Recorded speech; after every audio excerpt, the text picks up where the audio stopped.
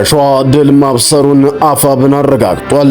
አገዛዙ የሚመካበት ክፍለ ጦር አዋጊው መሸኘቱም ተረጋግጧል። በአብይ አህመድ ቁጥር 1 ተብሎ የሚጠራው ኮሎኔልም እንዲሁም ተሸኝቷል። እስር ቤቱ ተደርምሶ ከፍተኛ የአፋብን አመራሮች ነፃ መውጣታቸውም ተረጋግጧል።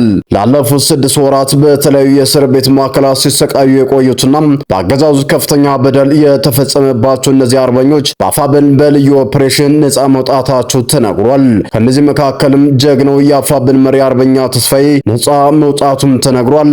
አርበኛ ተስፋዬን ጨምሮ በርካታ ወጣቶችን ያስፈታውን ይህንን ልዩ ኦፕሬሽን ማን መራው የሚለውንና የት አካባቢ ተካሄደ በዝርዝር ከምንመለከታቸው መረጃዎች መካከል አንዱ ነው።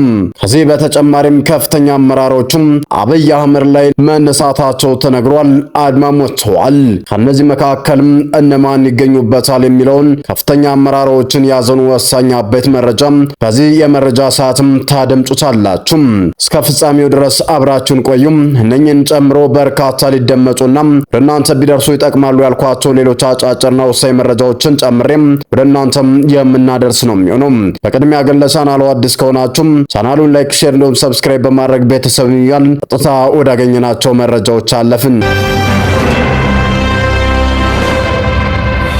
በቅድሚያም ከፍተኛ አመራሮች አብይ አህመድ ላይ ተቃውሞ ማስነሳታቸው ተነግሯል። ከውጭ ሲጠበቅ ብልጽግና ከውስጥ መፈራረስ እንደጀመረ የሚያሳዩ ከፍተኛ አመራሮችም በዛሬው ዕለት ያደረጉት ውሳኔ ነው።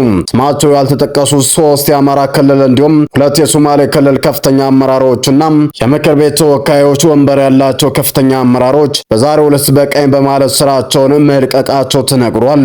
ለዚህም ስራቸውን እንዲለቁ ዋና መነሻ የሆነው የአብይ አህመድ አገዛዝ ቡድን እያደረገ ያለውና የህዝብ ስቃይ በመስባት እንደሆነ ነው የገለጹት። ከነዚህ መካከልም በአማራ ክልል ሎጂስቲክ ኃላፊ የሆኑት ግለሰብ እንደሚገኙበትም ተረጋግጧል ማለት ነው። የአብይ አህመድ ምላሽ እስካሁን ድረስ ምን እንደሆነ እስካሁን አልታወቀም። ነገር ግን በርካታ ከፍተኛ አመራሮች ስራ እየለቀቁ እንደሚገኙም ተረጋግጧል። በትናንትናው ዕለት ከፍተኛ የሚባሉ የጀነራል መኮንኖች እንዲሁም ኮሎኔሎች በዝግ ስብሰባ ውሳኔያቸውን ማስተላለፋቸውም ተነግሯል። ከነዚህ መካከል ለቀጣይ 2 ሳምንታት የአብይ አህመድ አገዛዝ ቡድን የሰጠነውን ጥያቄ መልስ የማይሰጠን ከሆነም የራሳችንን እርምጃ እንወስዳለን በማለት የ2 ሳምንታት ጊዜ ለአገዛዙ ቡድን መስጠታቸውም ተነግሯል። እስካሁን ድረስ የአብይ አህመድ ምላሽ ምን እንደሆነ በዚህ ጉዳይ ላይ አልተገለጸም። መረጃዎቹ ወዲያውኑ እንደወጡ ወደ እናንተም የምናደርስ ነው የሚሆነው። ይህ በእንዲህ እንዳለ የራስ አበበ አረጋይ ክፍለ ጦር በደገም ወረዳ በጠላት የማያዳግም የድል እርምጃ ወስዷል።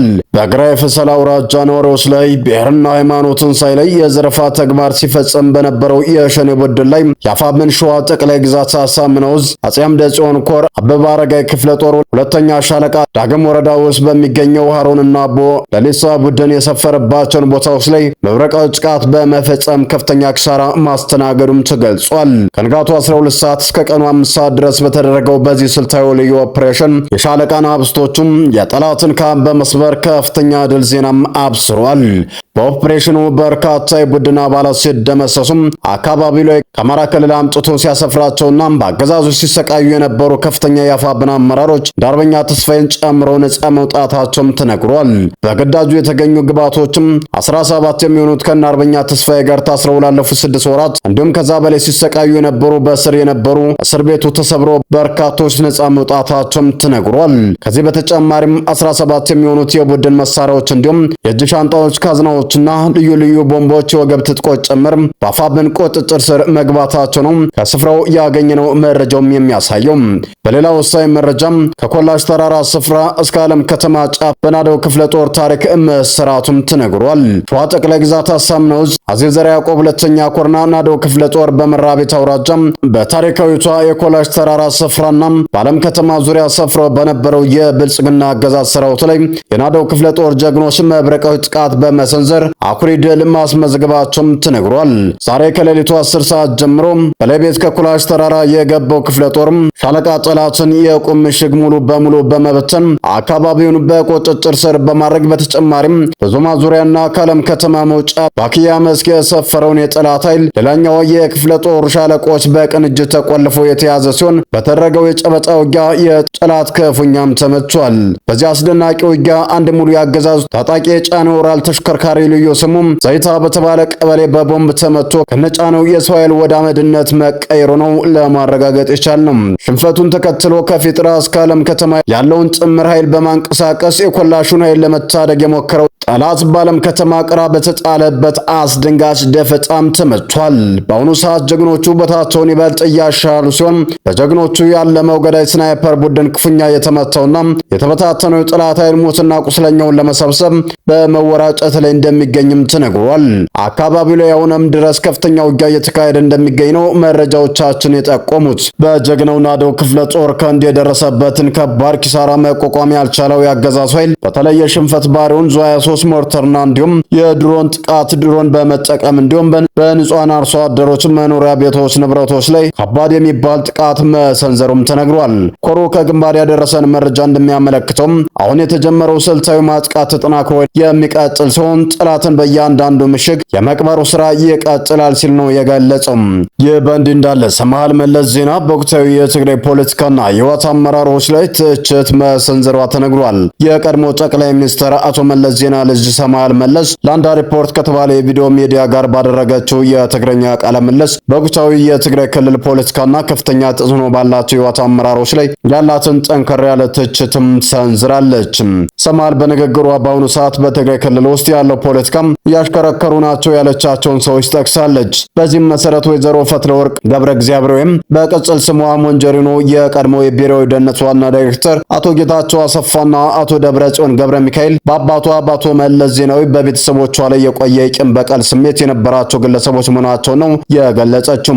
እነዚህ ሶስት አመራሮች በአሁኑ ወቅት በትግራይ ክልል መዋቅር ውስጥ ቁልፍ ቦታዎችን እንዲያዙ የጠቀሰችው ሰማሃል ከአባቷ እልፈት በፊትም ቢሆን በአመራርነት በነበሩበት ወቅት በስራቸው ላይ ክፍተቶች ይስተዋልባቸው እንደነበረና አባቷ በሚሰጧቸው ሳቢያ ከፍተኛ ቅሬታ ያሳደሩ እንደነበረም በማብራሪያዋም አክላለች። ወደ ባህር ማዶ ያገኘናቸው ወሳኝ መረጃዎች ስናመራ የሱዳን ብሔራዊ ጦር ጦርነቱን ለማቆም አሜሪካ ያዘጋጀችውን የተኩስ አቁም ምክረ ሀሳብ የሚቀበለው ፈጥኖ ደራሽ ኃይል ከተቆጣጠራቸው ከተሞች ሁሉም ለቆ ሲወጣ ብቻ እንደሆነ ቅድመ ሁኔታ አስቀምጧል። አሜሪካ የቀረበችው ሰነድ ወገኖቻችን ለ90 ቀናት ተኩስ አቁመው ምርጫ እንዲካሄድ በሲቪል የሚመራ ሽግግር እንዲያደርጉና ታጣቂዎች ከፊል አካባቢዎችን እንዲለቁ የሚጠይቅ ቢሆንም ጦሩ ግን ታጣቂዎቹ ከሁሉም ከተሞች መውጣት አለባቸው በማለቱም ቀደምት የሰላም ጥረቶች እንቅፋትም ገጥሟቸዋል። አሜሪካ በበኩሏ ከሁለቱ ወገኖች ጋር ለሰብአዊነት ስለሚደረግ የተኩስ አቁም ውይይት ያደረገች መሆኑንም አረጋግጣለች። በሌላ ወሳኝ መረጃ የአባቴን ደም እበቀላለሁ ሲሉ ሙጀታባ አሊ ሐሚኒ ገለጹ። የቀድሞ መሪ የአያቶላ ሐሚኒ ቀብር መፈጸሙን ተከትሎ አዲሱ የኢራን የበላይ መሪ አያቶላ ሙጀታባ ካሚኒ የአባቴን ደም እበቀላለሁ በማለት ለአሜሪካና ለእስራኤል የጦርነት መሰንዘራቸውን ተነግሯል። በሌላ በኩል ኢራን በሳቸው ላይ የግድያ ቀደም ማውጣቷን የገለጹት የአሜሪካው ፕሬዝዳንት ጥቃት ከተሰነዘረባቸው በሺዎች የሚቆጠሩ ሚሳይሎች በኢራን ላይ እንደሚተኩሱም አስጠንቅቋል። ይህ በእንዲህ እንዳለ ሁለቱ ሀገራት የሆርሙዝ ሰርጥን ለመክፈትና ውጊያ ለማቆም ተፈራርመውት የነበረውን የተኩስ አቁም ስምምነት ሙሉ በሙሉ መፍረሱን ፕሬዝዳንት ትራምፕ በኔቶ ስብሰባ ላይ በይፋ ማረጋገጣቸውን የተገለጸው። ሰላም ጤና ይስጥልን። የተወደዳችሁና የተከበራችሁ የሚዲያችን ቤተሰቦች ለሰዓቱ የነበሩን መረጃዎች እነዚህን ይመስሉ ነበር። በሌላ መረጃዎች እስከምንገናኝ በያላችሁበት ሰላም ቆዩልን።